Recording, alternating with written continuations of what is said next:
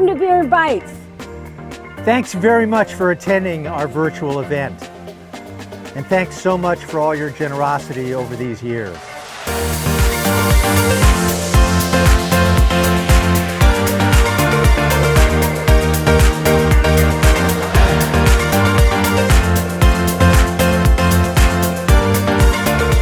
So let's go, follow us.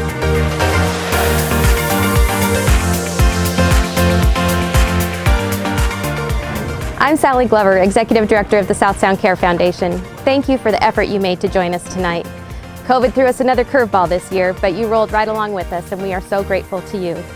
We're also grateful to the more than 40 sponsors who joined us this year and raised more than $320,000. And when we told them of our change in plans, not one person changed their mind. So we are so appreciative of the generosity and the support and what that'll enable us to do in the next year. We just want to make sure that we give a big shout out to everybody who's made this event possible over the years. Our sponsors and to Gordon Rush for providing our venue. You know, so many people from around our community have supported South Sound Care and supported this event. People involved in the construction industry, finance, medicine, the pharmaceutical industry.